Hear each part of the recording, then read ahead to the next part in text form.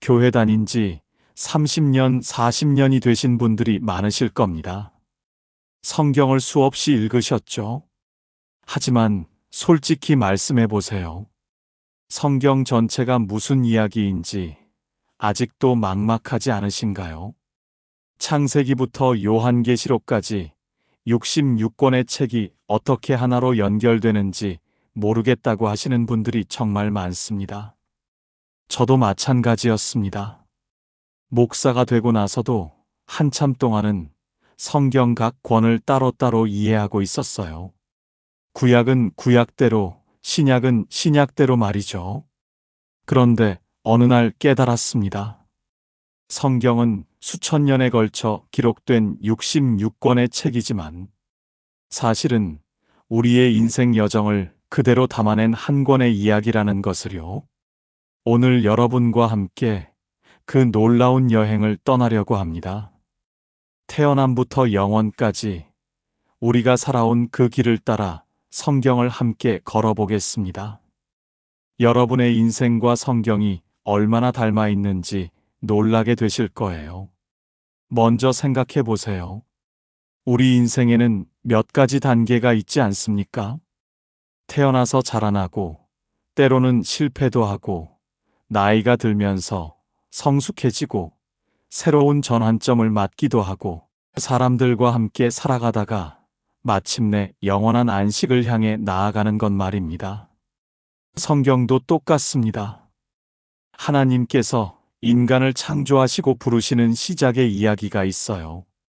그 다음에는 하나님의 말씀으로 자라나는 성장의 과정이 나옵니다.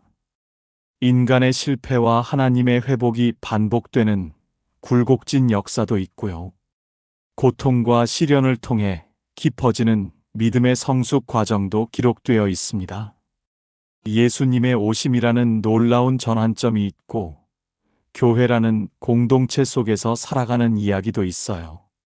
그리고 마지막에는 새 하늘과 새 땅이라는 영원한 완성을 향한 소망으로 끝이 납니다. 이게 바로 우리 인생 이야기 아닙니까? 우리도 하나님의 부르심으로 신앙생활을 시작했어요. 말씀으로 자라났고, 때로는 넘어지기도 했지만 다시 일어났습니다. 나이가 들면서 믿음이 깊어졌고, 예수님을 만나는 결정적인 순간들이 있었죠. 교회 공동체 안에서 함께 살아가고 있고, 언젠가 주님 품으로 돌아갈 그날을 기다리고 있습니다. 그러니까 성경을 읽는다는 것은 남의 이야기를 읽는 게 아니에요. 바로 우리 자신의 이야기를 읽는 것입니다. 아브라함의 여정이 우리의 여정이고, 다윗의 고백이 우리의 고백이며, 바울의 간증이 우리의 간증인 거예요. 오늘 이 시간이 여러분에게 특별한 의미가 되기를 바랍니다. 단순히 성경 지식을 늘리는 시간이 아니라 여러분의 인생 속에서 하나님께서 어떻게 함께 하셨는지 돌아보는 시간이 되길 원합니다.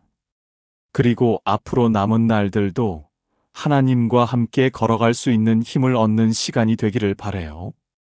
지금부터 우리는 7가지 인생의 단계를 따라 성경의 이야기를 들어보겠습니다.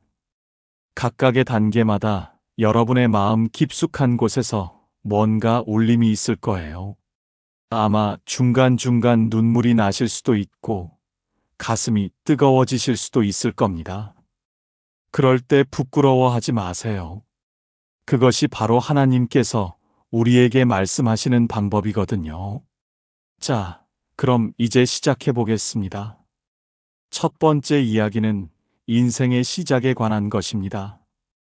우리 인생에는 시작이 있습니다. 그리고 성경에도 시작이 있어요. 바로 창세기부터 출애굽기까지의 이야기죠.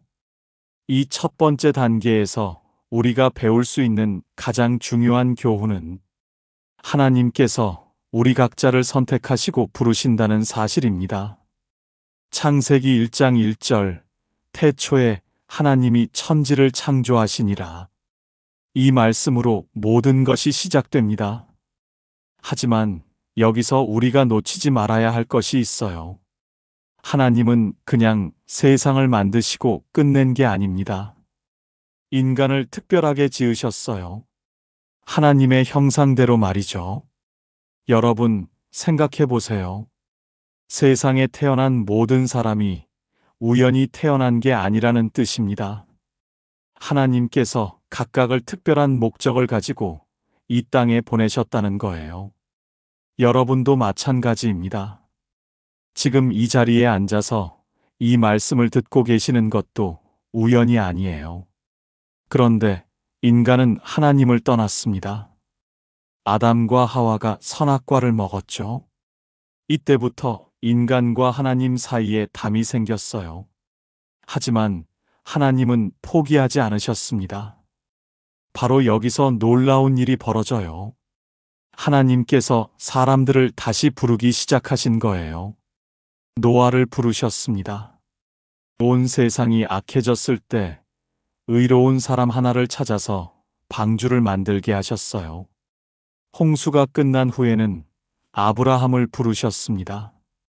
그런데 이 아브라함 이야기가 정말 흥미로워요. 아브라함이 하나님의 부르심을 받은 나이가 75세였습니다. 우리 나이로 치면 이제 좀 쉬어야 할 나이죠. 손자, 손녀들 무릎에 앉히고 옛날 이야기나 해주면서 여생을 보낼 나이 말이에요. 그런데 하나님은 그에게 말씀하셨어요. 너는 고향을 떠나서 내가 보여줄 땅으로 가라고 하셨습니다. 이게 얼마나 놀라운 일인지 아시겠어요? 나이 75에 새로운 출발을 하라는 거예요. 젊은 사람도 새로운 곳으로 이사 가는 게 쉽지 않은데 75살에 모든 것을 버리고 모르는 땅으로 떠나라고 하신 겁니다. 그것도 목적지가 어딘지도 모른 채 말이에요. 여러분 중에도 그런 경험이 있으실 거예요. 나이가 들어서 새로운 일을 시작해야 했던 경험, 예상하지 못한 변화를 맞아야 했던 경험 말입니다. 그럴 때 어떤 생각이 드시죠? 이제 너무 늦었다. 나이가 너무 많다.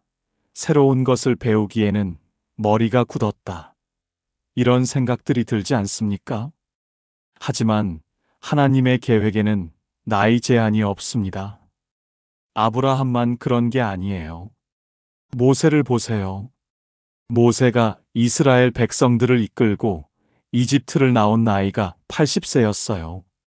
80살에 새로운 사명을 받아서 60만 명을 이끌고 광야로 나간 겁니다. 그러면 모세가 어릴 때부터 지도자 훈련을 받았을까요? 그렇지 않습니다. 모세는 40세까지 이집트 왕궁에서 자랐어요. 그 다음 40년은 미디안 광야에서 양을 치며 살았습니다. 평범한 목자였죠. 그런데 80살이 되어서야 하나님께서 그를 부르셨어요. 여기서 우리가 알 수 있는 것은 하나님의 때가 따로 있다는 겁니다.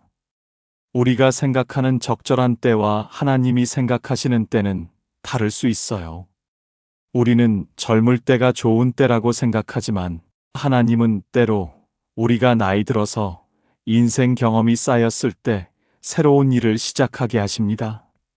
저도 그런 경험이 있었어요. 목사가 된 지 20년이 넘어서야 정말로 하나님의 마음을 알게 되었거든요. 젊을 때는 열정은 있었지만 경험이 부족했습니다. 나이가 들고 나서야 성도들의 아픔을 진짜로 이해할 수 있게 되었어요. 여러분도 마찬가지 아닙니까? 젊을 때 믿었던 예수님과 지금 믿는 예수님이 같으신 분이지만 느낌이 다르죠. 젊을 때는 열정적으로 믿었다면 지금은 더 깊이 있게 믿고 계실 거예요. 인생의 쓴맛, 단맛을 다 보고 나서야 하나님의 사랑이 얼마나 큰지 알게 되는 거죠. 아브라함도 그랬을 겁니다. 75세까지 살면서 인생의 모든 것을 경험했어요. 그래서 하나님의 약속을 받았을 때 그 약속이 얼마나 소중한지 알 수 있었을 거예요. 젊은 나이였다면 그냥 모험 정도로 생각했을지도 모르죠. 하나님은 아브라함에게 3가지 약속을 하셨습니다. 큰 민족을 이루게 하시겠다. 복을 주시겠다. 모든 족속이 그를 통해 복을 받게 하시겠다고 하셨어요. 이 약속이 바로 우리에게까지 이어진 약속입니다. 생각해 보세요. 아브라함 한 사람의 순종이 오늘날 우리에게까지 영향을 미쳤어요. 우리가 예수님을 믿고 구원받을 수 있게 된 것도 결국 아브라함의 순종에서 시작된 거죠. 한 사람의 선택이 얼마나 중요한지 알 수 있습니다. 여러분의 신앙생활도 그래요. 언제 예수님을 믿기 시작하셨든지 그때가 바로 여러분의 아브라함 순간이었습니다. 하나님께서 여러분을 부르셨고 여러분이 그 부르심에 응답한 거예요. 그 순간부터 여러분의 인생은 완전히 달라졌습니다. 어떤 분은 20대에 예수님을 믿으셨을 거고, 어떤 분은 40대에, 또 어떤 분은 더 늦은 나이에 믿으셨을 거예요. 하지만 언제든 상관없습니다. 하나님의 부르심에는 때가 따로 없거든요. 지금도 마찬가지예요. 나이가 들었다고 해서 하나님께서 우리를 사용하지 않으시는 게 아닙니다. 오히려 이제부터가 진짜 하나님의 일을 할 때일지도 몰라요. 인생 경험도 쌓였고 믿음도 성숙해졌으니까 말이죠. 그러니까 절대 포기하지 마십시오. 이젠 너무 늦었다고 생각하지 마세요. 하나님의 계획에는 정년퇴직이 없습니다. 아브라함처럼, 모세처럼 지금 이 나이에도 하나님은 우리를 부르고 계십니다. 새로운 시작을 준비하라고 말씀하고 계세요. 하나님께서 아브라함을 부르시고 이스라엘 민족이 시작된 이후에는 무엇이 필요했을까요? 바로 성장과 교육이었습니다. 레위기부터 신명기까지, 그리고 잠언과 전도서 같은 지혜서들이 우리에게 가르쳐주는 핵심은 하나님의 말씀으로 자라나는 과정의 소중함입니다. 자녀를 키우신 경험이 있으시죠? 아이가 태어나면 처음에는 정말 사랑스럽기만 합니다. 그런데 아이가 조금 자라기 시작하면 어떻게 됩니까? 이것저것 만지고 위험한 곳으로 가려고 하고 하면 안 되는 일들을 자꾸 하려고 해요. 그럴 때 부모는 어떻게 하죠? 이것은 하면 안 돼. 저것은 해야 해. 이렇게 하나하나 가르치기 시작합니다. 때로는 아이가 왜 그래야 하는데 라고 물으면 설명하기 어려울 때도 있어요. 하지만 부모 마음에는 분명한 이유가 있습니다.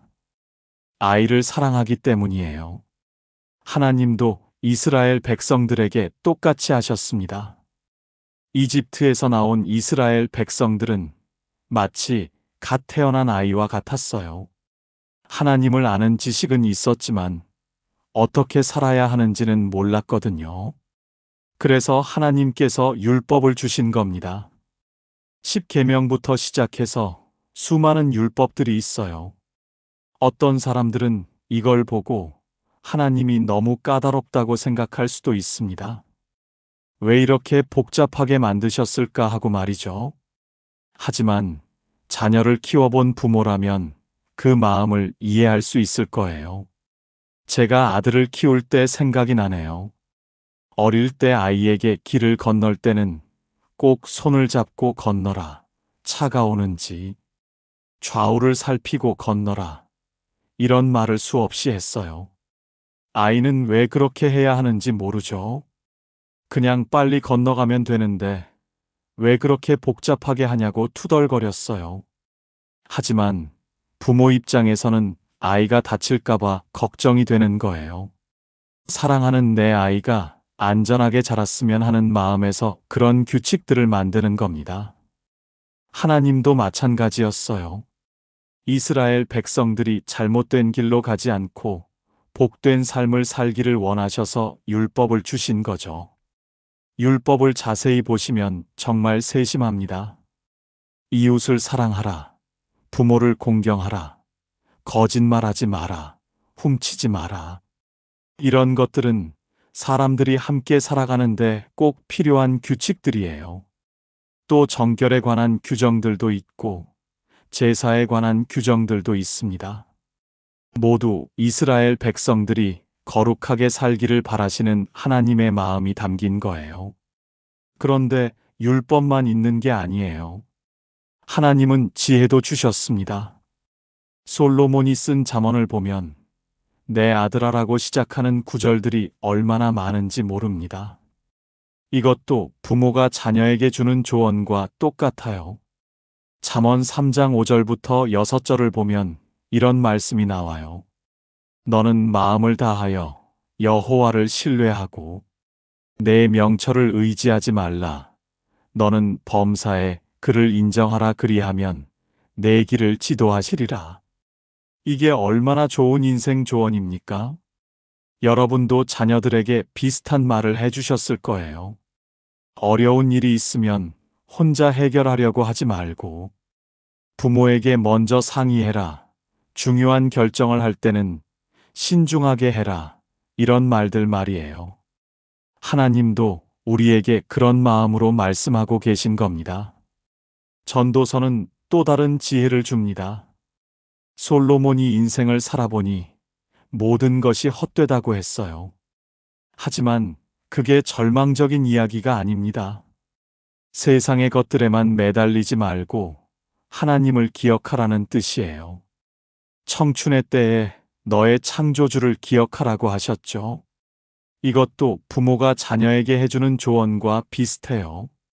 젊을 때는 모든 게 재미있고 신나 보이지만 정말 중요한 것이 무엇인지 잊지 말라는 거죠.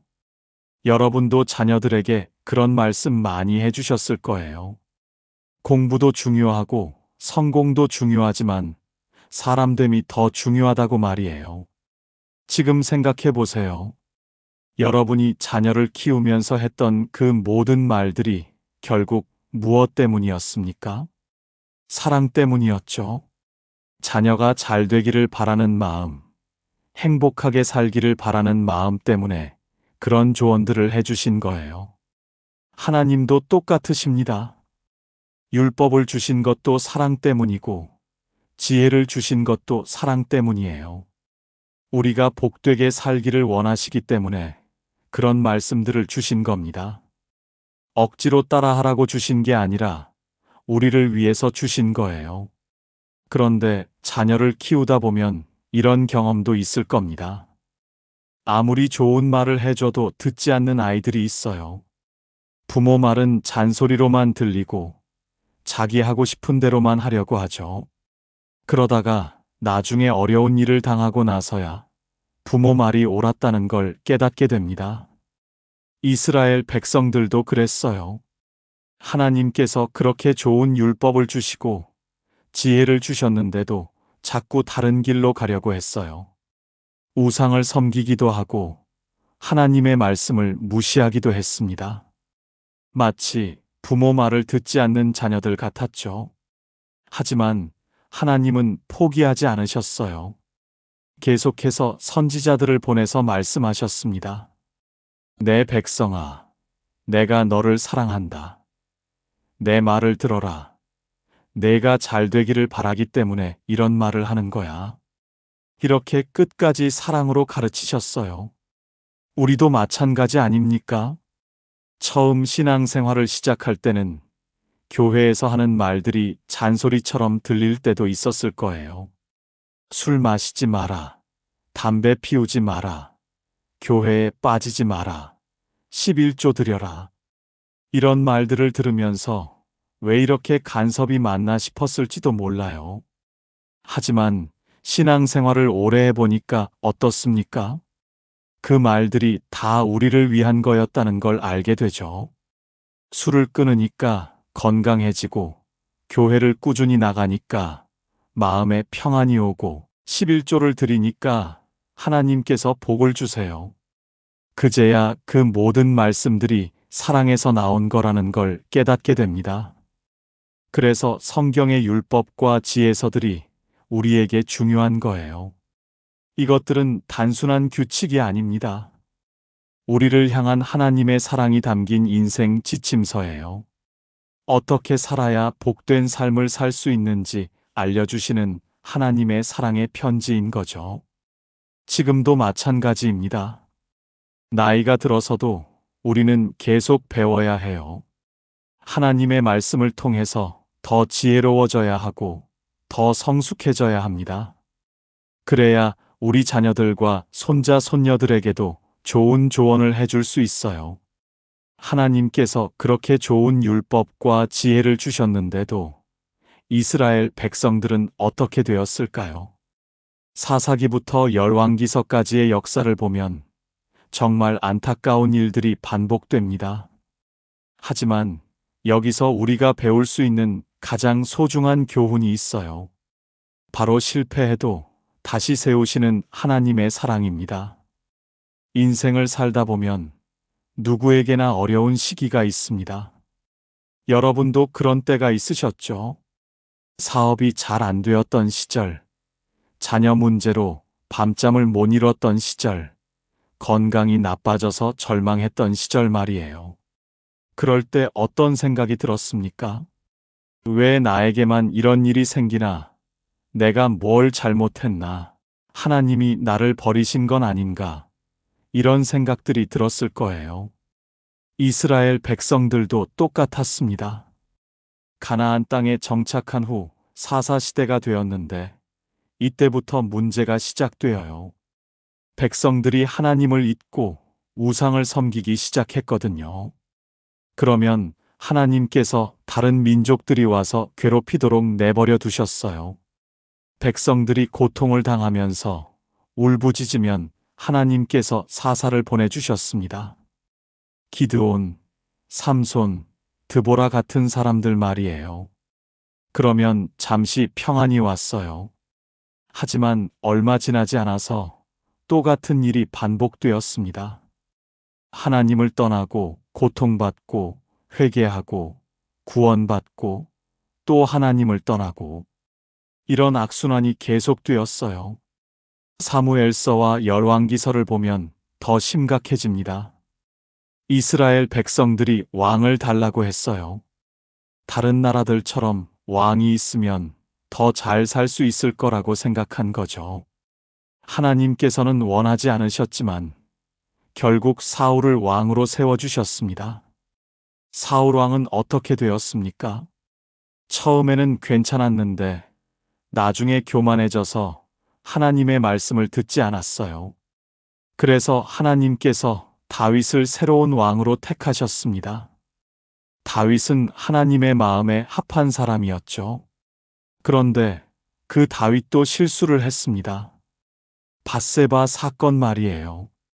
왕이라는 권력을 이용해서 다른 사람의 아내를 빼앗고 그 남편을 전쟁터에서 죽게 만들었어요. 정말 큰 죄를 지었죠. 하나님의 마음에 합한 사람이라고 했는데 이런 일을 저지른 겁니다. 여러분도 그런 경험이 있으실 거예요. 신앙생활을 열심히 하다가도 실수할 때가 있잖아요. 화를 내서는 안 되는데 화를 내고 거짓말을 해서는 안 되는데 거짓말을 하고 욕심을 부려서는 안 되는데 욕심을 부리고 그러고 나면 정말 후회가 되죠. 내가 왜 이랬나 하나님께 너무 죄송하다. 이런 마음이 들어요. 다윗도 그랬을 겁니다. 나단 선지자가 와서 책망했을 때 얼마나 부끄러웠겠어요. 시편 51편을 보면 다윗의 회개 기도가 나와요. 하나님이여 주의 인자를 따라 나를 긍휼히 여기시며 주의 많은 자비를 따라 내 죄과를 지워주소서. 정말 간절한 회개의 기도죠. 그런데 여기서 놀라운 일이 벌어집니다. 하나님께서 다윗을 버리지 않으신 거예요. 물론 벌은 받았어요. 아들 압살롬이 반역을 일으키기도 하고 가정에 여러 문제들이 생겼습니다. 하지만 하나님께서는 다윗을 완전히 버리지 않으셨어요. 여전히 이스라엘의 왕으로 세워두셨고 다윗의 후손을 통해 메시아가 오신다고 약속하셨습니다. 이게 바로 하나님의 사랑이에요. 우리가 실수해도 죄를 지어도 진심으로 회개하면 용서해 주시고 다시 기회를 주시는 겁니다. 물론 죄의 결과는 감당해야 해요. 하지만 우리와의 관계는 끊지 않으세요. 솔로몬 시대에는 이스라엘이 가장 번영했어요. 지혜로운 왕이 다스리니까 나라가 부강해졌죠. 하지만 솔로몬도 나이가 들어서 실수를 했습니다. 이방 여인들을 많이 취하고 그들의 우상을 섬기기 시작한 거예요.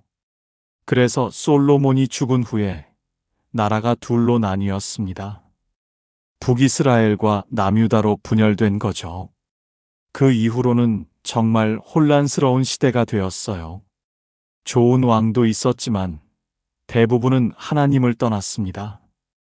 특히 북이스라엘은 처음부터 끝까지 우상 숭배를 했어요. 그래서 결국 아수르에 멸망당했습니다. 남유다는 조금 나았지만 그것도 오래가지 못했어요.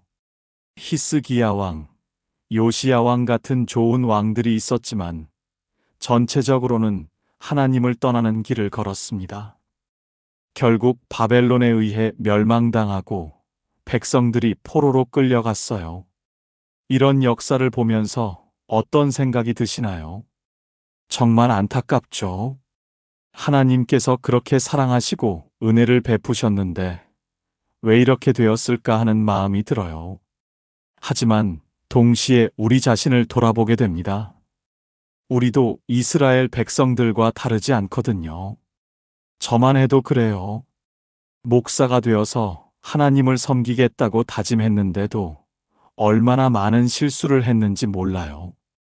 성도들에게 화를 낸 적도 있고, 교만했던 적도 있고, 세상적인 욕심을 부렸던 적도 있어요.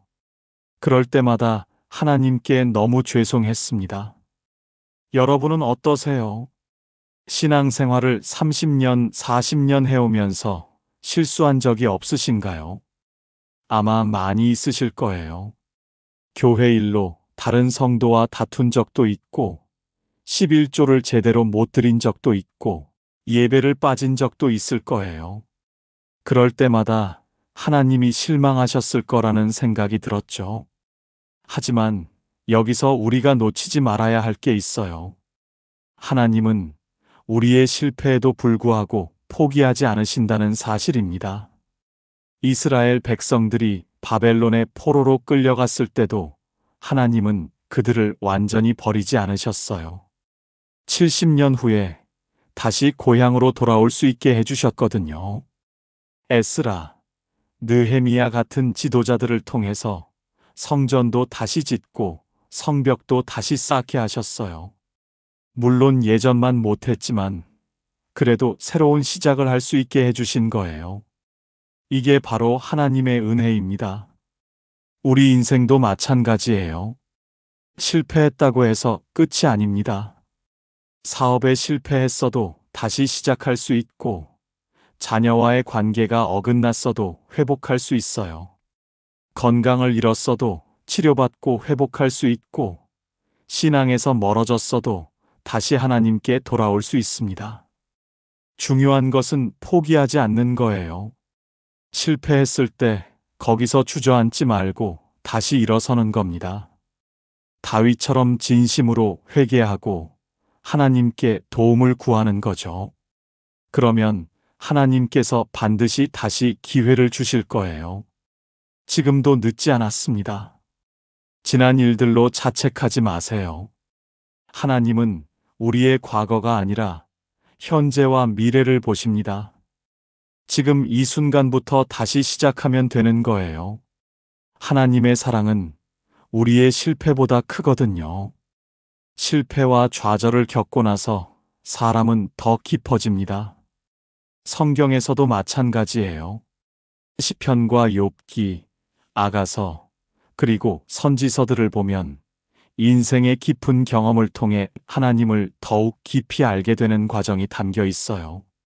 여기서 우리가 배울 수 있는 가장 중요한 교훈은 나이가 들수록 인생 경험이 쌓을수록 믿음이 더 깊어진다는 사실입니다.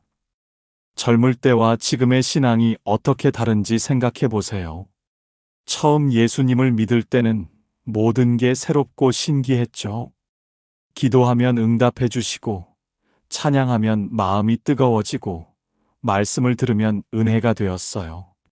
그때는 단순한 믿음이었습니다. 하지만 지금은 어떤가요? 예전만큼 감정이 뜨겁지는 않을지도 몰라요. 하지만 믿음은 더 단단해졌을 거예요. 시편을 읽어보면 정말 그래요.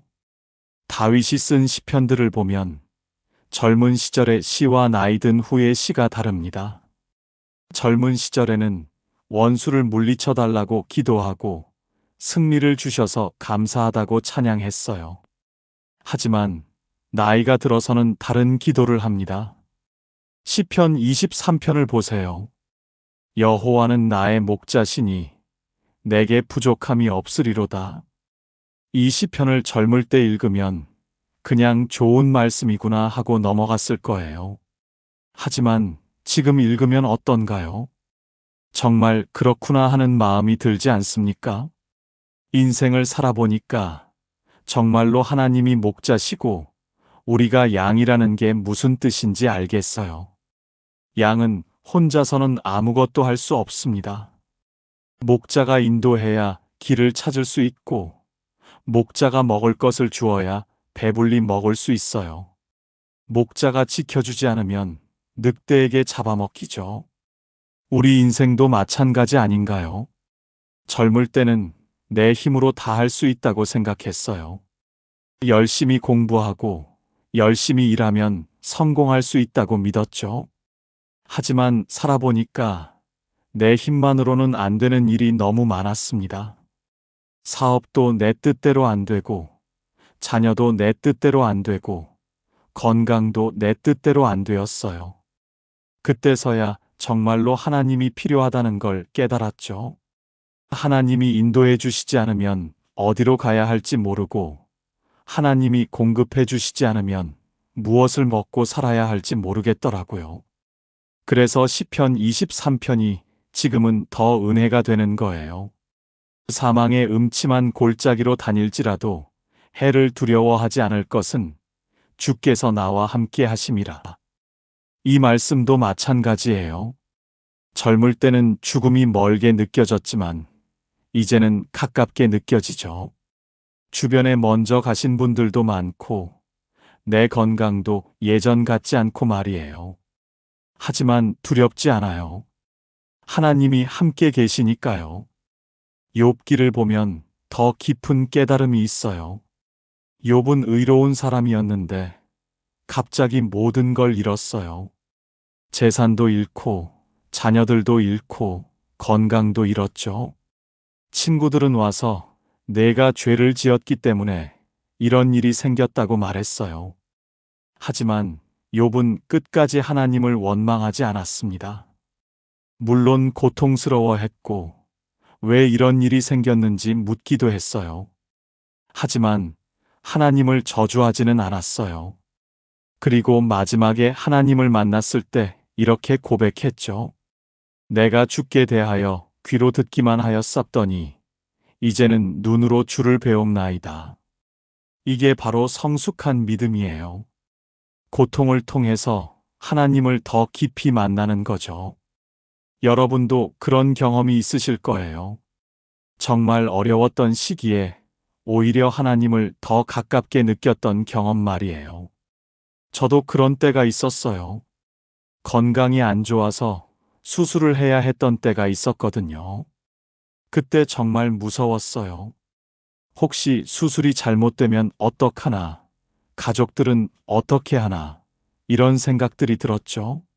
하지만 그때 하나님의 평안이 마음에 임했어요. 근심하지 말라는 말씀이 실제로 느껴졌거든요. 전도서도 마찬가지예요. 솔로몬이 모든 걸 다 해본 후에 내린 결론이 전도서에 나와 있어요.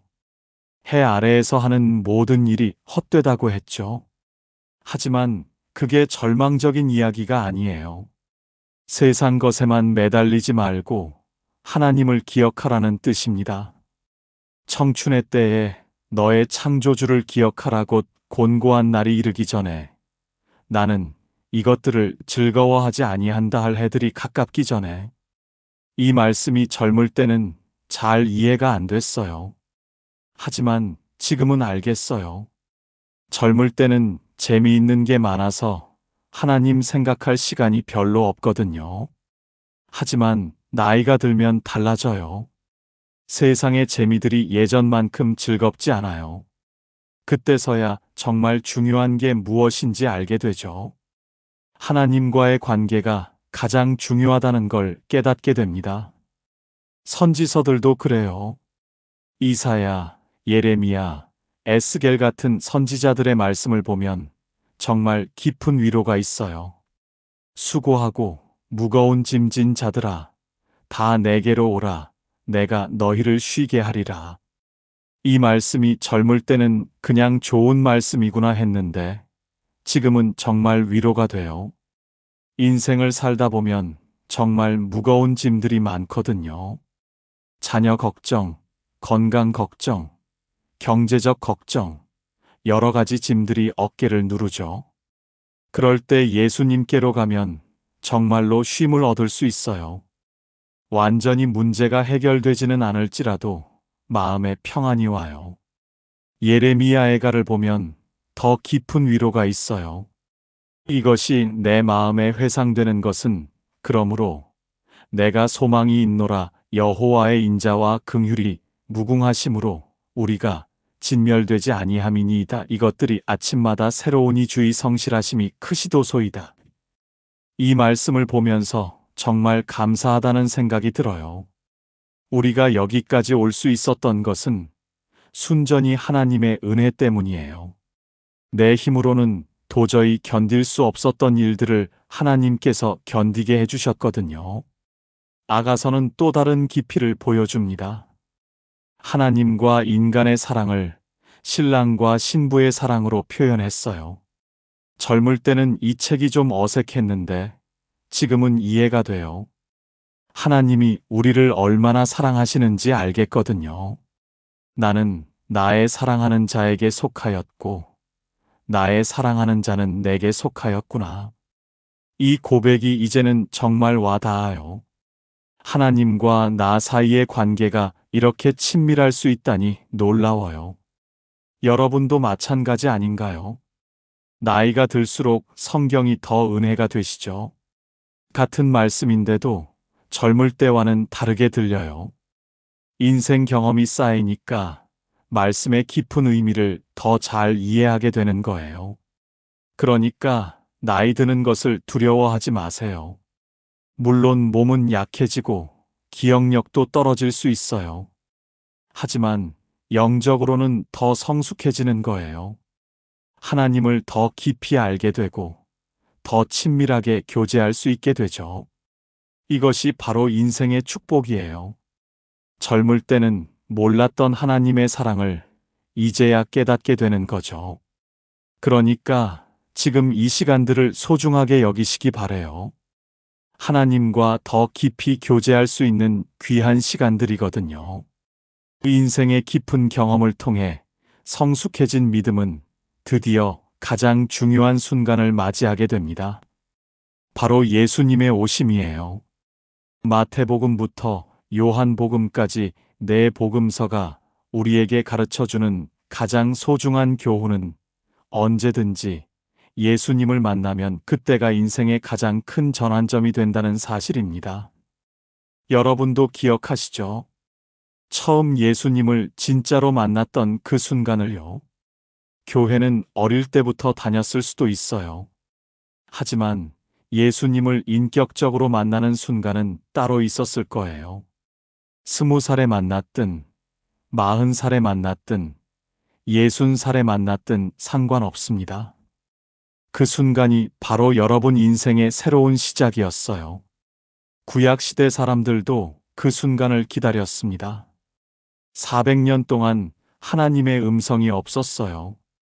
말라기 선지자 이후로 하나님께서 침묵하셨거든요. 그래서 400년을 침묵의 시대라고 불러요. 백성들은 언제쯤 약속하신 메시아가 오실까 하고 기다렸죠. 그런데 드디어 그 시간이 왔어요. 천사 가브리엘이 마리아에게 나타나서 말했습니다. 내가 잉태하여 아들을 낳으리니 그 이름을 예수라 하라. 그가 큰 자가 되고 지극히 높으신 이의 아들이라 일컬어질 것이요. 정말 놀라운 소식이었죠. 예수님이 태어나실 때도 그랬어요. 목자들이 들에서 양을 지키고 있는데 천사가 나타나서 말했어요. 무서워하지 말라, 보라, 온 백성에게 미칠 큰 기쁨의 좋은 소식을 너희에게 전하노라. 오늘 다윗의 동네에 너희를 위하여 구주가 나셨으니 곧 그리스도 주시니라. 구주가 나셨다는 소식이에요. 얼마나 기쁜 소식입니까? 그런데 이상한 건 예수님이 궁궐에서 태어나신 게 아니라 마구간에서 태어나셨다는 거예요. 세상의 왕들은 모두 화려한 궁궐에서 태어나는데 만왕의 왕이신 예수님은 가장 낮은 곳에서 태어나셨어요. 이게 바로 예수님의 특별함이에요. 높은 곳에서 낮은 곳으로 오신 거죠. 하나님의 아들이셨지만 인간이 되셨고 부유하셨지만 가난하게 사셨어요. 왜 그러셨을까요? 우리와 같은 처지가 되셔서 우리의 아픔을 이해하시기 위해서였어요. 예수님이 공생애를 시작하실 때도 특별했어요. 세례 요한에게 세례를 받으실 때 하늘에서 음성이 들렸어요. 이는 내 사랑하는 아들이요, 내 기뻐하는 자라. 하나님 아버지께서 예수님을 인정하시는 순간이었죠. 그 다음부터 예수님은 제자들을 부르기 시작하셨어요. 갈릴리 바다에서 고기를 잡고 있던 베드로와 안드레를 보시고 말씀하셨어요. 나를 따라오라. 내가 너희를 사람을 낚는 어부가 되게 하리라. 그러니까 그들이 그물을 버려두고 예수님을 따랐어요. 야고보와 요한도 마찬가지였어요. 아버지 세베대와 함께 배에서 그물을 깁고 있었는데 예수님이 부르시니까 곧바로 배와 아버지를 버려두고 따라갔어요. 마태는 세관에서 세금을 받고 있었는데 예수님이 나를 따르라고 하시니까 일어나서 따라갔어요. 이게 얼마나 놀라운 일인지 아세요? 그들은 예수님을 처음 만났어요. 그런데 모든 걸 버리고 따라간 거예요. 왜 그랬을까요? 예수님께 뭔가 특별한 능력이 있으셨기 때문이에요. 그분을 만나는 순간 인생이 바뀐다는 걸 직감적으로 알았던 거죠. 여러분도 그런 경험이 있으실 거예요. 처음 예수님을 진짜로 만났을 때 뭔가 달라진다는 걸 느끼셨을 거예요. 마음에 평안이 오고 죄에 대한 확신이 들고 새로운 소망이 생기고 말이에요. 저도 그랬어요. 대학교 때 정말로 예수님을 만났거든요. 그 전까지는 교회만 다녔는데 어느 날 집회에 갔다가 예수님이 정말로 내 죄를 위해서 십자가에서 죽으셨다는 걸 깨달았어요. 그 순간 눈물이 펑펑 났어요. 내 인생이 완전히 바뀐다는 걸 알았거든요. 예수님은 3년 동안 이 땅에서 사시면서 놀라운 일들을 하셨어요. 병든 자를 고치시고 귀신을 쫓아내시고 죽은 자를 살리시기도 했어요. 5,000명을 먹이시기도 하고 물 위를 걸으시기도 했죠. 그런 기적들을 통해서 자신이 하나님의 아들임을 보여주셨어요. 하지만 가장 중요한 건 십자가였어요. 예수님이 이 땅에 오신 진짜 목적은 십자가에서 죽으시는 거였거든요. 우리 죄를 대신 짊어지고 죽으심으로써 우리가 구원받을 길을 열어주시려는 거였어요. 십자가에 달리실 때 예수님이 하신 말씀들을 보면 정말 감동적이에요. 아버지, 저들을 사하여 주옵소서. 자기들이 하는 것을 알지 못함이니이다. 자신을 죽이는 사람들을 위해서도 기도해 주셨어요. 또 옆에 달린 강도에게는 오늘 내가 나와 함께 낙원에 있으리라고 약속해 주셨고요. 그리고 마지막에는 다 이루었다고 하시면서 숨을 거두셨어요. 구원의 역사가 완성된 순간이었죠. 예수님이 죽으실 때 성소 휘장이 위로부터 아래까지 찢어졌어요. 이제 누구든지 예수님을 통해서 하나님께 나아갈 수 있게 된 거예요. 하지만 죽음이 끝이 아니었어요. 사흘 만에 부활하셨거든요. 무덤이 비어 있었고 천사가 말했어요. 그가 여기 계시지 않고 살아나셨느니라. 정말 놀라운 일이었죠. 죽음을 이기고 다시 살아나신 거예요. 부활하신 예수님은 제자들에게 나타나셨어요. 도마는 처음에 믿지 않았어요. 내가 그 손의 못자국을 보며 내 손가락을 그 못자국에 넣으며 내 손을 그 옆구리에 넣어보지 않고는 믿지 아니하겠노라고 했죠. 그런데 예수님이 나타나셔서 내 손가락을 이리 내밀어 내 손을 보고 내 손을 내밀어 내 옆구리에 넣어보라고 하셨어요. 그때 도마가 고백했어요. 나의 주님이시요, 나의 하나님이시니이다. 정말 감격스러운 순간이었죠. 의심했던 도마도 부활하신 예수님을 만나고는 완전히 바뀐 거예요. 우리도 마찬가지예요. 예수님을 만나기 전과 후가 완전히 달라졌잖아요. 예전에는 죽음이 두려웠는데 이제는 천국에 대한 소망이 있어요. 예전에는 죄에 대해서 별로 신경 쓰지 않았는데 이제는 깨끗하게 살고 싶어 해요. 예전에는 혼자라는 생각이 들었는데 이제는 하나님이 함께 계신다는 확신이 있어요. 이게 바로 예수님을 만나는 것의 능력이에요. 나이가 몇 살이든 상관없어요. 어떤 사람은 어릴 때 만나고, 어떤 사람은 중년에 만나고, 어떤 사람은 노년에 만나요. 하지만 언제든 예수님을 만나면 그때가 새로운 시작이에요. 베드로를 보세요. 예수님을 따르겠다고 했으면서도 위험한 순간이 되니까 모른다고 부인했어요. 3번이나 말이에요. 그때 얼마나 자책했겠어요. 나는 정말 못된 사람이야. 예수님을 배신한 나 같은 놈이 어떻게 제자라고 할 수 있나, 이런 생각이 들었을 거예요. 하지만 부활하신 예수님이 베드로를 다시 부르셨어요. 내 양을 먹이라고 하시면서 새로운 사명을 주셨어요. 실패했지만 포기하지 않으시고 다시 기회를 주신 거죠.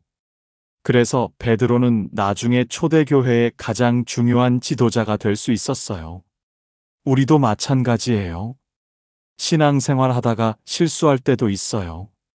때로는 예수님을 부인하고 싶을 때도 있고 세상 사람들처럼 살고 싶을 때도 있어요.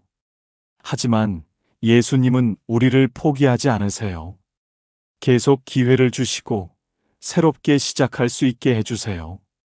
그러니까 과거에 실패했던 일들 때문에 자책하지 마세요. 예수님을 만난 이상 우리는 새로운 피조물이에요.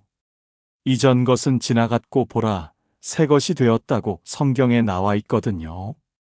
매일매일이 새로운 시작이에요. 지금도 늦지 않았습니다. 예수님은 여전히 우리를 부르고 계세요. 나를 따르라고, 새로운 인생을 살라고 말씀하고 계세요. 그 음성에 귀를 기울이시기 바래요. 그리고 용기를 내서 새로운 발걸음을 내디디세요. 예수님과 함께하는 인생이 가장 복된 인생이거든요. 예수님을 만나 새로운 시작을 한 사람들에게는 이제 함께 살아가는 법을 배워야 할 시간이 옵니다. 사도행전부터 유다서까지의 말씀들이 우리에게 가르쳐주는 가장 중요한 교훈은 혼자가 아니라 함께 믿음을 키워가며 서로 사랑하고 섬기는 공동체의 소중함입니다. 이제 우리도 교회에서 선배가 되었습니다. 30년, 40년 신앙생활을 해오면서 후배들을 섬기고 함께 믿음을 나누는 일을 하고 계시죠. 이것이 바로 사도 바울이 꿈꾸던 교회의 모습이에요. 서로 사랑하고 서로 돌보고 함께 성장하는 믿음의 공동체 말이에요. 예수님이 하늘로 올라가시기 전에 제자들에게 말씀하셨어요. 오직 성령이 너희에게 임하시면 너희가 권능을 받고 예루살렘과 온 유대와 사마리아와 땅 끝까지 이르러 내 증인이 되리라. 이제 제자들이 예수님의 일을 계속해야 한다는 뜻이었죠. 오순절에 성령이 임하셨어요. 제자들이 다락방에 모여 있는데 갑자기 하늘로부터 급하고 강한 바람 같은 소리가 들렸어요. 그리고 불의 혀같이 갈라지는 것들이 각 사람 위에 하나하나 임했거든요. 성령 충만함을 받은 제자들이 다른 언어로 말하기 시작했어요. 그때 베드로가 일어나서 설교했어요. 너희가 십자가에 못 박은 이 예수를 하나님이 주와 그리스도가 되게 하셨느니라. 사람들이 마음에 찔림을 받고 물었어요. 우리가 어찌할꼬? 베드로가 대답했죠. 너희가 회개하여 각각 예수 그리스도의 이름으로 세례를 받고 죄 사함을 받으라. 그날 3,000명이 세례를 받았어요. 정말 놀라운 일이었죠. 예수님을 십자가에 못 박자고 소리쳤던 사람들이 이제는 예수님을 믿겠다고 나온 거예요. 이게 바로 성령의 능력이에요. 그런데 더 놀라운 건 그 다음이었어요. 신자가 된 사람들이 어떻게 살았는지 보세요. 그들이 사도의 가르침을 받아 서로 교제하고 떡을 떼며 오로지 기도하기를 힘썼다고 나와 있어요. 또 믿는 사람이 다 함께 있어 모든 물건을 서로 통용하고 또 재산과 소유를 팔아 각 사람의 필요를 따라 나눠주며 날마다 마음을 같이하여 성전에 모이기를 힘쓰고 집에서 떡을 떼며 기쁨과 순전한 마음으로 음식을 먹고 하나님을 찬미했다고 되어 있어요. 이게 바로 초대교회의 모습이었어요. 정말 아름답지 않습니까? 서로 사랑하고 필요한 것을 나눠주고 함께 기도하고 함께 찬양하고 이런 공동체를 보고 사람들이 감동을 받았어요. 그래서 날마다 구원받는 사람의 수가 늘어났다고 했거든요. 여러분이 처음 교회에 나왔을 때도 그런 느낌이 들지 않았나요? 왜 저 사람들은 저렇게 서로 사랑할까? 왜 저렇게 기쁘게 살까? 이런 생각이 들었을 거예요. 그게 바로 교회의 매력이에요. 세상에서는 볼 수 없는 사랑이 있거든요. 하지만 초대교회도 문제가 없었던 건 아니에요. 아나니아와 삽비라 같은 사람들도 있었고 헬라파와 히브리파 사이에 갈등도 있었어요. 과부들을 돌보는 일에서 불평이 생기기도 했죠. 완벽한 공동체는 아니었어요. 그래서 사도들이 편지를 써서 보낸 거예요. 바울이 로마서부터 빌레몬서까지 야고보, 베드로, 요한이 편지를 쓴 이유도 교회들이 더 건강하게 성장하기를 바랐기 때문이에요. 혼자가 아니라 함께 믿음을 키워가라는 뜻이었죠. 바울의 편지들을 보면 정말 교회를 사랑하는 마음이 느껴져요. 로마서에서는 서로 사랑하기를 형제 우애하듯 하고 존경하기를 서로 먼저 하라고 했어요. 고린도전서에서는 사랑에 대해서 자세히 설명했죠.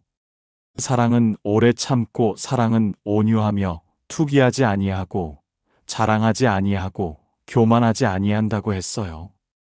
갈라디아서에서는 서로의 짐을 지라고 했고 에베소서에서는 몸의 지체처럼 서로 연결되어 있다고 했어요. 빌립보서에서는 각각 자기 일을 돌볼 뿐더러 또한 각각 다른 사람들의 일을 돌보라고 했죠. 이런 말씀들을 보면서 생각해 보세요. 우리 교회는 어떤가요? 정말로 서로 사랑하고 있나요? 서로의 짐을 져주고 있나요? 어려운 성도가 있으면 함께 도와주고 있나요? 저도 목사 생활을 하면서 많이 배웠어요. 처음에는 설교만 잘하면 되는 줄 알았거든요. 하지만 목회는 설교가 전부가 아니더라고요. 성도들과 함께 울고 웃고 어려울 때 함께하고 기쁠 때 함께 기뻐하는 것이 더 중요했어요. 어느 권사님이 남편을 잃고 힘들어할 때 함께 눈물을 흘려드렸던 기억이 나요. 또 어느 집사님이 사업에 실패해서 낙심했을 때 함께 기도해드렸던 기억도 나고요. 그럴 때마다 느꼈어요. 아, 이게 진짜 교회구나. 함께 아파하고 함께 위로하는 게 교회구나. 여러분도 그런 경험들이 많으실 거예요. 힘들 때 교회 성도들이 와서 도와준 경험, 기쁜 일이 있을 때 함께 기뻐해 준 경험들 말이에요.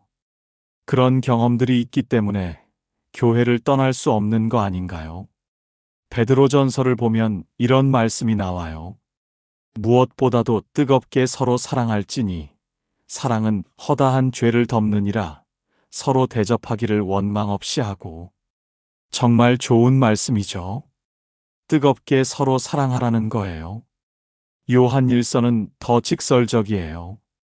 사랑하지 아니하는 자는 하나님을 알지 못하나니 이는 하나님은 사랑이심이라. 또 하나님을 사랑한다 하고 그 형제를 미워하면 이는 거짓말하는 자니 보는 바 그 형제를 사랑하지 아니하는 자는 보지 못하는 바 하나님을 사랑할 수 없느니라고 했어요. 이 말씀이 참 찔리죠. 하나님은 사랑하는데 교회 성도들과는 사이가 안 좋다면 뭔가 잘못된 거예요. 하나님을 사랑한다면 하나님의 자녀인 형제자매들도 사랑해야 하는 거거든요. 물론 쉽지 않아요. 교회에도 여러 사람들이 있거든요. 성격이 다르고 생각이 다르고 살아온 환경도 다르죠. 때로는 의견이 안 맞을 수도 있고 갈등이 생길 수도 있어요. 하지만 그럼에도 불구하고 사랑해야 해요. 왜냐하면 우리는 한 하나님의 자녀이고 한 가족이거든요. 야고보서에서는 실천적인 신앙에 대해서 많이 이야기해요. 믿음에는 행함이 따라야 한다는 거죠. 만약 형제나 자매가 헐벗고 일용할 양식이 없는데 너희 중에 누구든지 그에게 이르되 평안히 가라 덥게 하라 배부르게 하라 하며 몸에 쓸 것을 주지 아니하면 무슨 유익이 있으리요라고 했어요. 맞는 말이에요. 말로만 사랑한다고 하지 말고 실제로 도와주어야 한다는 뜻이에요. 어려운 성도가 있으면 실질적으로 도와야 하고 아픈 성도가 있으면 무난하고 기도해 드려야 하는 거죠. 우리 나이가 되면 더욱 그래야 해요. 이제 받기만 할 나이가 아니라 주어야 할 나이거든요. 젊은 성도들에게는 신앙의 본을 보여주어야 하고 어려운 성도들에게는 도움의 손길을 내밀어야 해요. 히브리서에서는 서로 돌아보아 사랑과 선행을 격려하며 모이기를 패하는 어떤 사람들의 습관과 같이 하지 말고 오직 권하여 그날이 가까움을 볼수록 더욱 그리하자고 했어요. 모이기를 힘쓰라는 거예요. 요즘 나이가 들어서 교회 나오기 힘들다고 하시는 분들이 있어요. 몸이 아프고 기력이 없어서 그러는 거 이해해요. 하지만 가능한 한 교회에 나오시기 바래요. 혼자 있으면 신앙이 식어가거든요. 함께 예배하고, 함께 교제하고, 함께 기도할 때 믿음이 자라는 거예요. 바울이 디모데에게 쓴 편지를 보면 연로한 자를 꾸짖지 말고 아버지에게 하듯 하고 젊은 자들을 형제에게 하듯 하며 늙은 여자를 어머니에게 하듯 하고 젊은 여자를 일절 깨끗함으로 자매에게 하듯 하라고 했어요. 교회는 정말 한 가족이에요. 나이 많은 분들은 아버지 어머니 같고 젊은 사람들은 자녀 같고 비슷한 또래는 형제자매 같아요. 그러니까 서로 존경하고 사랑해야 하는 거죠. 지금도 우리에게는 할 일이 많아요. 후배들에게 신앙의 본을 보여주어야 하고 어려운 이웃들을 도와주어야 하고 교회 일에 참여해야 해요. 나이가 들었다고 해서 손 놓고 있을 때가 아니에요. 사도 요한은 90이 넘어서도 교회를 돌보았어요. 요한계시록을 쓸 때도 80이 넘었거든요. 나이가 들어도 하나님의 일은 계속해야 해요. 몸은 약해져도 영혼은 더욱 강해져야 하거든요. 그러니까 교회 공동체를 소중히 여기세요. 이것은 하나님께서 우리에게 주신 선물이에요. 이 땅에서 맛볼 수 있는 천국의 맛이거든요.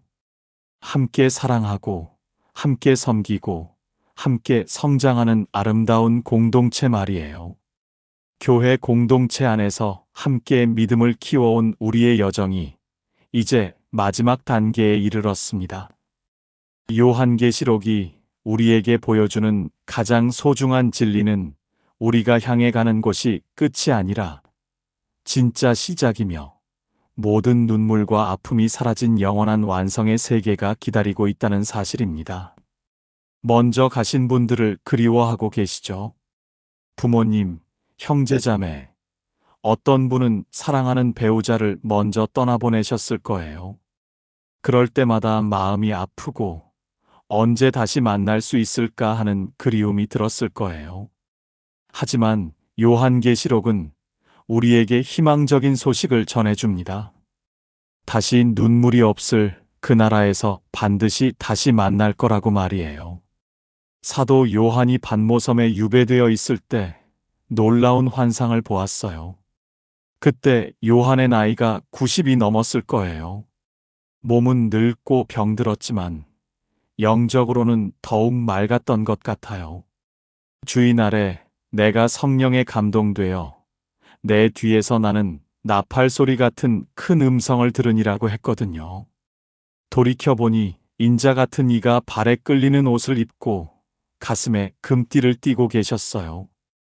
그 머리와 털의 희기가 흰 양털 같고 눈 같으며 그의 눈은 불꽃 같고 그의 발은 풀무불에 단련한 빛난 주석 같고 그의 음성은 많은 물소리와 같더라고 했어요. 영광스러운 예수님의 모습이었죠. 그 예수님이 요한에게 보이신 것이 바로 미래의 소망이었어요. 지금은 고난의 때이지만 곧 영광의 때가 올 거라고 말씀하신 거예요. 7교회에 보낸 편지들도 그런 내용이었어요. 끝까지 믿음을 지키는 자에게는 상급이 있을 거라고 약속하셨거든요. 스미나 교회에는 말씀하셨어요. 내가 장차 받을 고난을 두려워하지 말라 볼지어다 마귀가 장차 너희 가운데에서 몇 사람을 옥에 던져 시험을 받게 하리니 너희가 10일 동안 환난을 받으리라. 내가 죽도록 충성하라. 그리하면 내가 생명의 관을 내게 주리라. 죽도록 충성하면 생명의 관을 주신다는 약속이에요. 빌라델비아 교회에는 이렇게 말씀하셨어요. 이기는 자는 내 하나님 성전의 기둥이 되게 하리니 그가 결코 다시 나가지 아니하리라. 내가 하나님의 이름과 하나님의 성 곧 하늘에서 내 하나님께로부터 내려오는 새 예루살렘의 이름과 나의 새 이름을 그의 위에 기록하리라. 새 예루살렘에 대한 약속이었어요. 그리고 드디어 그 새 예루살렘의 모습을 보여주셨어요. 또 내가 새 하늘과 새 땅을 보니 처음 하늘과 처음 땅이 없어졌고 바다도 다시 있지 않더라. 또 내가 봄에 거룩한 성새 예루살렘이 하나님께로부터 하늘에서 내려오니 그 준비한 것이 신부가 남편을 위하여 단장한 것 같더라. 얼마나 아름다운 모습인지 상상이 되시나요? 하나님이 친히 준비하신 새로운 세계예요. 그곳에서는 모든 것이 새로워져요. 다시는 슬픔도 없고 고통도 없고 죽음도 없어요. 보좌에서 큰 음성이 나서 말씀하셨어요. 보라, 하나님의 장막이 사람들과 함께 있음에 하나님이 그들과 함께 계시리니 그들은 하나님의 백성이 되고 하나님은 친히 그들과 함께 계셔서 그들의 하나님이 되시리라. 모든 눈물을 그 눈에서 닦아주시니 다시는 사망이 없고 애통하는 것이나 곡하는 것이나 아픈 것이 다시 있지 아니하리니 처음 것들이 다 지나갔음이러라. 이 말씀을 들으니까 눈물이 나지 않나요? 모든 눈물을 닦아주신다는 약속, 다시는 죽음이 없다는 약속, 아픈 것이 다시 없다는 약속 말이에요. 지금 우리가 겪고 있는 모든 어려움들이 그때는 완전히 사라질 거예요. 지금 몸이 아픈 분들 계시죠? 관절이 아프고, 눈도 잘 안 보이고, 귀도 잘 안 들리고, 병원에 다니느라 고생하고 계실 거예요. 하지만 새 하늘과 새 땅에서는 그런 아픔이 전혀 없어요. 완전히 새로운 몸을 입게 될 거거든요. 경제적으로 어려우신 분들도 계시겠죠. 자녀들에게 짐이 될까봐 걱정하고, 앞으로 어떻게 살아야 할지 걱정하고. 하지만 하나님의 나라에서는 그런 걱정이 전혀 없어요. 하나님이 친히 공급해 주시거든요. 외로우신 분들도 많으실 거예요. 배우자를 먼저 떠나보내시고 혼자 사시는 분들, 자녀들이 멀리 있어서 자주 보지 못하는 분들. 하지만 하나님의 나라에서는 외로움이 없어요. 하나님이 친히 함께 계시고 사랑하는 사람들과 모두 다시 만날 수 있거든요. 요한이 본 새 예루살렘의 모습은 정말 장엄했어요. 그 성은 정금 같은 맑은 유리 같고 그 성의 성곽은 벽옥으로 쌓였는데 그 성은 네모가 반듯하여 길이와 너비가 같더라고 했어요. 또 그 성곽의 기초석들은 각색 보석으로 꾸며졌다고 했어요. 첫 번째 기초석은 벽옥이요. 두 번째는 남보석이요. 세 번째는 옥수요. 네 번째는 녹보석이요. 다섯 번째는 홍만호요. 여섯 번째는 홍보석이요. 일곱 번째는 황옥이요. 여덟 번째는 노곡이요. 아홉 번째는 담황옥이요. 열 번째는 비취옥이요. 11번째는 청옥이요. 12번째는 자수정이더라고 했어요. 얼마나 아름다운 성인지 상상이 되나요? 우리가 지금 사는 이 세상의 어떤 아름다운 것과도 비교할 수 없을 거예요. 하나님이 친히 설계하시고 만드신 완전한 도시거든요. 그런데 더 중요한 것은 그 성 안에 무엇이 있느냐 하는 거예요. 내가 보니 그 성에는 성전이 없더니 이는 주 하나님 곧 전능하신 이와 및 어린 양이 그 성전이심이라. 그 성은 해나 달의 비침이 쓸데없으니 이는 하나님의 영광이 그 성을 비추고 어린 양이 그 성의 등불이 되심이라. 하나님이 친히 그 성의 빛이 되신다는 거예요. 해도 달도 필요 없어요. 하나님의 영광이 모든 것을 비추시거든요. 얼마나 영광스러운 세계인지 모르겠어요. 또 그가 수정같이 맑은 생명수의 강을 내게 보이니 하나님과 및 어린 양의 보좌로부터 나와서 그 성의 길 가운데로 흐르더라. 강 좌우에 생명나무가 있어 12가지 열매를 맺되 달마다 그 열매를 맺고 그 나무 잎사귀들은 만국을 치료하더라. 생명수의 강이 흐르고 생명나무가 있어요. 그 열매를 먹으면 영원히 살 수 있어요. 그리고 그 잎사귀는 모든 병을 치료한다고 했어요. 더 이상 아픔이나 질병이 없는 세계인 거죠. 다시는 저주가 없으며 하나님과 그 어린 양의 보좌가 그 가운데에 있으리니 그의 종들이 그를 섬기며 그의 얼굴을 볼 터이요. 그의 이름도 그들의 이마에 있으리라. 다시 밤이 없겠고 등불과 햇빛이 쓸데없으니 이는 주 하나님이 그들에게 비치심이라. 그들이 세세토록 왕 노릇하리로다. 하나님의 얼굴을 직접 볼 수 있다는 약속이에요. 지금은 믿음으로만 하나님을 알지만 그때는 얼굴과 얼굴을 대하여 볼 수 있어요. 얼마나 감격스러운 순간이겠어요.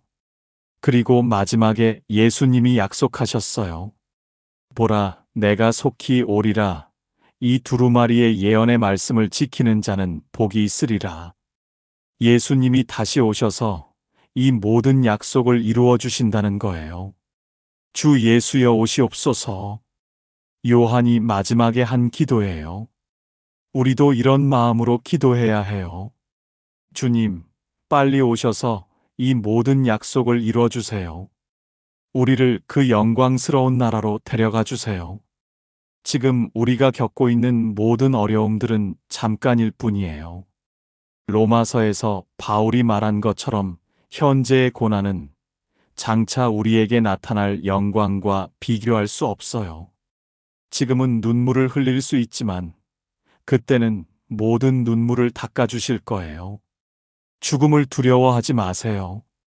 죽음은 끝이 아니라 진짜 시작이거든요. 이 땅에서의 삶이 끝나면 영원한 생명이 시작되는 거예요. 그곳에서 먼저 간 사랑하는 사람들과 다시 만날 수 있어요. 부모님이 먼저 가셨나요? 걱정 마세요. 하나님의 품에서 여러분을 기다리고 계실 거예요. 형제자매가 먼저 갔나요? 그들도 여러분과 다시 만날 날을 기다리고 있어요. 사랑하는 배우자를 떠나보내셨나요? 그분도 새 하늘과 새 땅에서 여러분을 기다리고 계실 거예요. 그러니까 소망을 가지고 사세요. 지금의 어려움에만 매여 있지 마시고 앞으로 올 영광을 바라보며 살아가세요. 매일 아침 눈을 뜰 때마다 그날이 하루 더 가까워졌다고 생각하세요. 그리고 그날까지 최선을 다해서 살아가세요. 하나님이 맡겨주신 일들을 성실하게 감당하시고 사랑하는 사람들을 더 많이 사랑해 주세요. 후배들에게는 좋은 믿음의 본을 보여주시고 아직 예수님을 모르는 사람들에게는 복음을 전해주세요. 창세기에서 시작된 이 긴 여행이 드디어 요한계시록으로 끝이 납니다. 하지만 이것은 끝이 아니라 새로운 시작이에요. 영원한 하나님 나라에서의 새로운 삶이 시작되는 거거든요. 여러분의 인생도 마찬가지예요. 지금은 마지막 단계에 있는 것 같지만 사실은 가장 영광스러운 단계를 향해 가고 있는 거예요. 그러니까 두려워하지 마시고 소망을 가지세요. 가장 아름다운 여행의 마지막이 기다리고 있거든요. 창세기의 창조부터 요한계시록의 새 하늘과 새 땅까지 이 긴 여정을 함께 해주셔서 진심으로 감사합니다. 돌이켜보니 이 모든 이야기가 바로 우리의 이야기였습니다. 75세에 부름받은 아브라함의 순종이 우리의 순종이었고 실패했지만 다시 일어선 다윗의 고백이 우리의 고백이었으며 어려움 속에서도 끝까지 믿음을 지킨 바울의 간증이 우리의 간증이었어요. 성경 66권은 결국 태어남부터 영원까지 우리 삶 전체를 품고 있는 하나님의 사랑 이야기였습니다. 여러분이 지금까지 살아오신 그 모든 날들을 생각해 보세요. 젊은 시절 꿈을 품고 달려갔던 날들, 자녀를 키우며 밤잠을 설쳤던 날들, 사업이 어려워 고민했던 날들, 건강이 나빠져 두려웠던 날들, 기쁜 날도 있었고 슬픈 날도 있었죠. 성공한 날도 있었고 실패한 날도 있었어요. 하지만 그 모든 순간 속에서 하나님은 함께 계셨어요. 때로는 느끼지 못했을 수도 있지만, 때로는 원망스러웠을 수도 있지만, 하나님은 한순간도 여러분을 떠나지 않으셨습니다. 여호와는 나의 목자시니 내게 부족함이 없으리로다. 이 고백이 이제는 정말로 여러분의 고백이 되지 않으셨나요? 오늘 이 말씀을 들으시면서 혹시 떠오른 소중한 추억들이 있으셨나요? 처음 예수님을 만났던 그 감격스러운 순간, 어려운 시기에 하나님의 위로하심을 경험했던 때, 기도 응답을 받고 눈물로 감사했던 순간들 말이에요. 또 어떤 분은 먼저 하나님 품으로 가신 사랑하는 분들을 생각하셨을지도 모르겠어요. 부모님의 마지막 순간, 평생을 함께한 배우자와의 이별, 믿음 안에서 만났던 소중한 분들과의 추억들, 그런 기억들이 마음속에서 따뜻하게 다가왔을 거예요. 여러분의 그런 이야기들을 댓글로 나눠주시면 정말 감사하겠습니다. 어떤 단계에서 가장 큰 은혜를 받으셨는지, 어떤 말씀이 특별히 마음에 와닿았는지, 또 어떤 경험을 통해 하나님의 사랑을 깊이 깨닫게 되셨는지 들려주세요. 여러분 한 분 한 분의 소중한 간증이 저에게도 큰 힘이 되고 이 말씀을 듣는 다른 분들에게도 위로와 격려가 될 거예요. 우리는 혼자가 아니거든요. 같은 하나님을 믿고, 같은 소망을 품고, 같은 길을 걸어가는 믿음의 가족들이에요. 서로의 이야기를 들으며 함께 위로받고 함께 힘을 얻어가는 것. 그것이 바로 하나님께서 원하시는 교회의 모습이 아닐까요? 지금 이 순간도 마찬가지입니다. 여러분의 옆에, 여러분의 마음 속에 하나님이 함께 계세요. 몸이 아픈 분들, 경제적으로 어려운 분들, 외로움을 견디고 있는 분들, 앞날이 막막하신 분들, 모두 하나님의 사랑 안에 있어요. 앞으로 남은 날들도 혼자 걸어가시는 게 아니에요. 성경은 여전히 살아있는 하나님의 말씀이에요. 오늘 이 시간이 끝나도 여러분의 인생 속에서 계속해서 말씀하고 계실 거예요. 아침에 눈을 뜰 때, 밤에 잠자리에 들 때, 어려운 결정을 해야 할 때, 그 음성에 귀를 기울이시기 바랍니다. 만약 오늘 이 말씀을 통해 마음의 평안을 얻으셨다면, 혹시 같은 마음으로 위로가 필요한 분들이 주변에 계시지 않을까요? 건강이 안 좋아서 힘든 교우, 가족 문제로 고민하는 이웃, 신앙생활이 어려워진 후배, 아직 예수님을 모르지만 인생의 의미를 찾고 있는 친구들 말이에요. 그분들과 이 은혜를 함께 나누어 주세요. 혼자만 간직하기에는 너무 소중한 선물이거든요. 하나님의 사랑은 나눌수록 더욱 커지고 함께 받은 은혜는 혼자 받은 은혜보다 몇 배나 더 큰 기쁨을 줍니다. 여러분의 작은 나눔이 누군가에게는 인생을 바꾸는 계기가 될 수도 있어요. 먼저 가신 사랑하는 분들을 그리워하고 계시죠? 부모님, 형제자매, 평생을 함께한 배우자, 믿음 안에서 만난 동역자들. 하지만 이별이 끝이 아니에요. 모든 눈물을 닦아주실 그날에 다시는 아픔이 없는 그곳에서 반드시 다시 만날 것입니다. 그때까지 소망을 품고 살아가세요. 이제 우리는 압니다.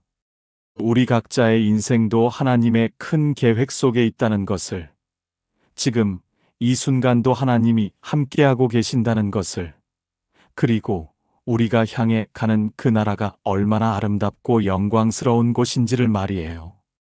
그 확신을 가지고 오늘 하루도, 내일도, 남은 모든 날들을 감사함으로 살아가시기 바랍니다. 매일 아침이 새로운 은혜의 시작이고, 매일 밤이 하나님께 감사드릴 이유들로 가득한 하루의 마무리가 되기를 바라요. 마지막으로 함께 기도하겠습니다. 사랑하는 하나님 아버지, 오늘 말씀을 통해 우리 인생 전체를 돌아보게 하시니 감사합니다. 지금까지 우리와 함께 해주신 그 모든 은혜에 감사드립니다. 때로 깨닫지 못했지만 한순간도 우리를 떠나지 않으셨던 주님의 사랑에 감사드려요. 이 말씀을 듣는 모든 분들 위에 주님의 평안이 가득하기를 원합니다. 몸이 아픈 분들에게는 치유하심을, 마음이 아픈 분들에게는 위로하심을, 외로운 분들에게는 동행하심을 허락해 주소서. 앞으로 남은 날들도 주님과 함께 걸어가게 하소서. 매일매일 주님의 사랑을 경험하며 그 사랑을 이웃들과 나누며 살아가게 해주소서. 그 영광스러운 나라에서 만날 그날까지 우리 모두를 지켜주소서. 예수님의 이름으로 간절히 기도드립니다. 아멘.